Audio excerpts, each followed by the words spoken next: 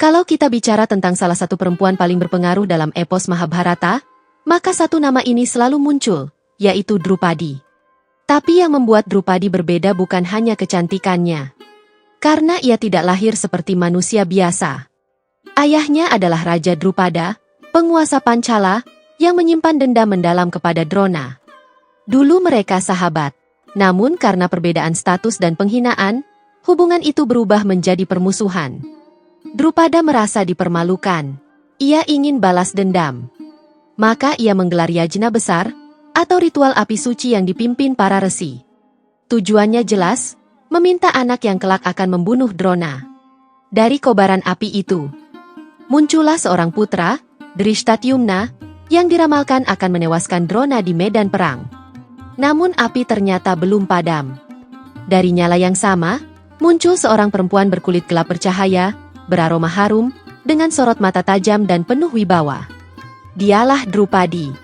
Ia disebut Yajnaseni, artinya yang lahir dari api pengorbanan. Ia juga disebut Krishnaa, karena warna kulitnya yang gelap eksotis. Sejak detik pertama, hidupnya bukan tentang cinta, tapi tentang takdir. Bahkan para resi berkata, kelahirannya akan menjadi sebab kehancuran para ksatria angkuh.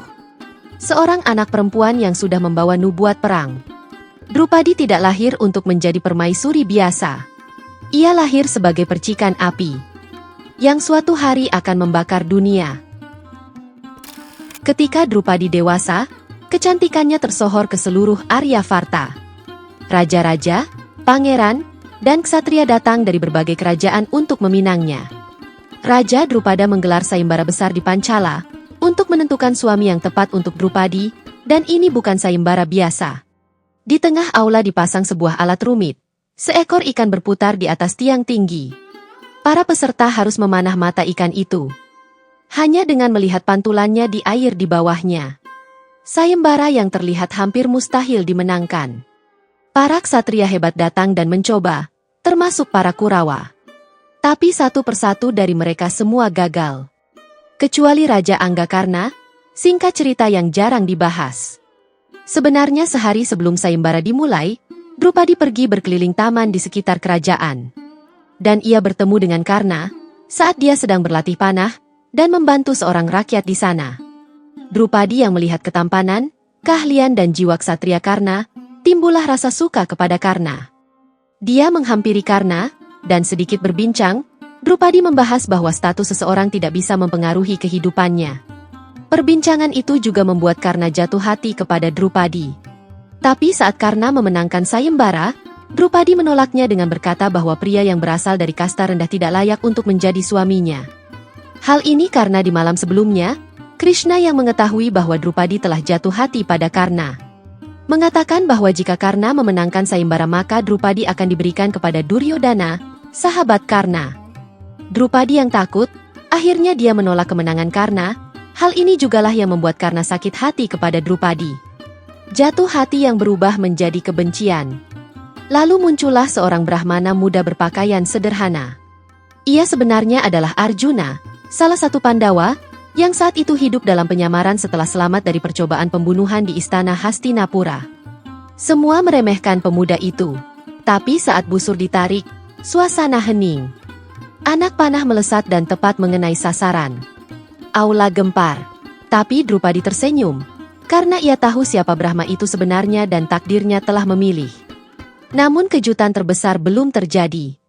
Ketika Arjuna membawa Drupadi pulang dan berkata kepada ibunya, "Kunti, Ibu, lihat apa yang kami bawa." Kunti yang sedang melakukan puja, tanpa melihat menjawab, "Bagilah sama rata dengan saudara-saudara." Ucapan seorang ibu dianggap suci dan tak bisa ditarik kembali. Akhirnya, Drupadi menikah dengan 5 Pandawa sekaligus. Yudhistira, Bhima, Arjuna, Nakula, dan Sahadeva. 1 perempuan, 5 suami.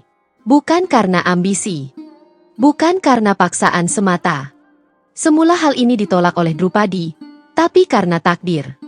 Dan karma masa lalunya yang mulai terungkap. Banyak orang bertanya, mengapa takdir Drupadi harus menikah dengan 5 pria sekaligus? Jawabannya tidak hanya ada di kehidupan sekarang tapi di kehidupan Drupadi sebelumnya. Dalam beberapa kisah Purana dan tradisi lisan India, disebutkan bahwa Draupadi adalah reinkarnasi seorang perempuan bernama Nalayani. Nalayani dikenal sebagai istri yang sangat setia kepada suaminya, seorang resi tua yang keras dan sakit-sakitan. Ia melayani tanpa mengeluh, bahkan ketika diperlakukan dengan tidak menyenangkan. Karena kesetiaannya, sang resi memberinya anugerah, satu permintaan untuk kehidupan berikutnya. Nalayani berdoa dengan sangat tekun kepada Siwa, dan berkata ia ingin suami yang memiliki 5 sifat sempurna, yaitu bijaksana seperti raja, kuat seperti raksasa, ahli memanah, tampan rupawan, dan cerdas penuh strategi. Namun ia mengucapkan keinginannya itu berulang kali, hingga 5 kali. Dalam hukum karma dan kepercayaan Hindu, kata-kata adalah energi, permintaan yang diulang menjadi takdir. Maka di kehidupan berikutnya, ia lahir sebagai Drupadi dan mendapatkan 5 suami yang masing-masing mewakili 5 kualitas itu. Yudhistira yang bijaksana, Bhima yang kuat, Arjuna sang pemanah, Nakula yang tampan, dan Sahadeva yang cerdas.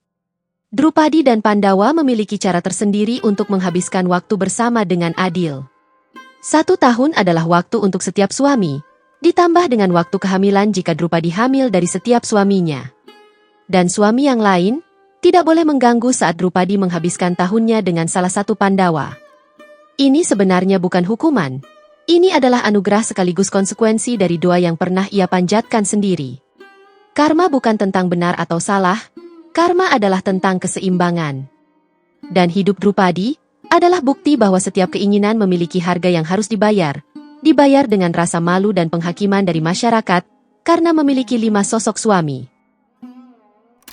Setelah bertahun-tahun menikah dengan para Pandawa, Drupadi dan Pandawa memiliki kerajaan mereka sendiri yang bernama Indraprastha. Suatu hari mereka kedatangan para Kurawa. Di momen inilah Kurawa yang sedari kecil membenci Pandawa. Merasa takjub sekaligus iri melihat kemegahan dan kesuksesan Pandawa. Saat hendak memasuki istana, Duryodhana yang tidak fokus, salah melangkah dan jatuh ke kolam yang penuh bunga. Saat ia jatuh, seluruh penghuni istana tertawa melihatnya. Dan hal itu dirasa mempermalukan dirinya. Apalagi ada salah satu kalimat bercanda pelayan yang berkata ia tidak bisa melihat seperti ibunya walaupun memiliki mata. Dan suatu hari Kurawa melakukan pembalasan yang licik. Inilah momen yang mengubah segalanya. Di istana Dhritarashtra, di hadapan para tetua kerajaan, permainan dadu digelar. Yang bermain adalah Yudhistira, melawan liciknya strategi Shakuni, paman dari Duryodhana.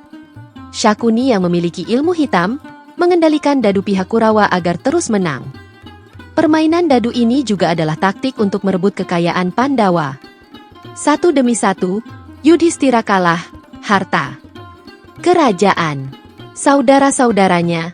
Lalu, dalam keputusan paling fatal dalam sejarah, ia mempertaruhkan Drupadi. Dan ya, kalah lagi, Drupadi, yang saat itu tidak berada di aula, diseret paksa oleh Dushasana ke tengah sidang. Ia dipermalukan di depan para ksatria, para guru, bahkan para suaminya sendiri yang tak berdaya karena telah menjadi budak Kurawa. Duryodhana menertawakannya. Ia bahkan memerintahkan agar Drupadi ditelanjangi dan duduk di pangkuannya. Saat peristiwa naas tersebut, Drupadi mengangkat kedua tangannya dan memanggil satu nama, Krishna. Dan keajaiban terjadi. Kain yang dikenakannya tak pernah habis. Semakin ditarik, semakin panjang. Dushasana kelelahan. Seluruh aula terdiam. Hari itu, bukan hanya seorang perempuan yang dihina. Hari itu, kehormatan Dharma diinjak-injak. Dan sejak saat itu, perang besar tidak lagi bisa dihindari. Api yang lahir bersama Drupadi, mulai menyala membakar seluruh dinasti karena kutukannya. Penghinaan terhadap Draupadi bukan hanya luka pribadi. Itu menjadi bahan bakar perang terbesar dalam epos Mahabharata, yang terkenal dengan nama Perang Kurukshetra. Di satu sisi, Pandawa. Di sisi lain, Kurawa yang dipimpin Duryodhana. Perang berlangsung 18 hari. Ribuan ksatria gugur. Guru melawan murid. Saudara melawan saudara. Yang muda melawan yang lebih tua. Drupadi menyaksikan semua itu dengan satu sumpah di hatinya. Kehormatan harus ditegakkan. Bhima bersumpah akan merobek dada Dushasana, dan mencuci rambut Drupadi dengan cairan merah Dushasana. Dan membalas penghinaan Kurawat, sumpah itu benar-benar ditepati di medan perang. Tidak hanya memenuhi sumpah atas Dushasana, Bima jugalah yang mengakhiri perang dengan menghabisi musuh bebuyutannya Duryudana. Namun kemenangan tidak selalu berarti kebahagiaan. Setelah perang usai, ketika Pandawa akhirnya menang, tragedi kembali datang. Pada malam hari, Ashwatthama, putra Drona, menyusup ke perkemahan dan membunuh kelima putra Drupadi saat mereka tertidur. Bayangkan, seorang ibu yang telah dipermalukan, berjuang melalui perang, kini harus menguburkan anak-anaknya. Hatinya hancur, tapi ia tidak meminta balas dendam membabi buta. Ia memilih keadilan. Disinilah kekuatan sejatinya terlihat, bukan hanya dalam kemarahan, tapi dalam pengendalian diri. Drupadi bukan sekadar simbol perang, ia simbol kekuatan perempuan yang terus berdiri, bahkan saat dunia merampas segalanya. Setelah perang usai dan tahta akhirnya dimiliki Pandawa, hidup tidak serta-merta menjadi damai. Tahun-tahun berlalu, dan dunia pun mulai berubah. Dan pada akhirnya, para Pandawa memutuskan melepaskan segalanya. Tahta, kemewahan, kekuasaan, untuk melakukan perjalanan spiritual terakhir mereka, menuju Himalaya, menuju gerbang surga. Drupadi ikut bersama mereka, langkah demi langkah mendaki gunung es, meninggalkan dunia yang pernah terbakar karena namanya. Namun di tengah perjalanan, Drupadi terjatuh, ia menjadi yang pertama gugur. Bima bertanya kepada Yudhistira, mengapa Drupadi yang begitu setia harus jatuh lebih dulu? Yudhistira menjawab dengan tenang, karena dalam hatinya, Drupadi lebih mencintai Arjuna dibanding yang lain. Jawaban itu bukan tentang dosa besar, itu tentang sisi manusiawi. Drupadi bukan dewi sempurna, ia perempuan dengan cinta, kecemburuan, luka, dan pilihan. Dan mungkin justru itu yang membuatnya sosoknya abadi. Ia lahir dari api, hidup dalam api konflik, dan meninggalkan dunia dengan api harga diri yang tak pernah padam. Kisah Draupadi bukan sekadar cerita mitologi. Ia adalah simbol bahwa satu perempuan bisa mengubah jalannya sejarah.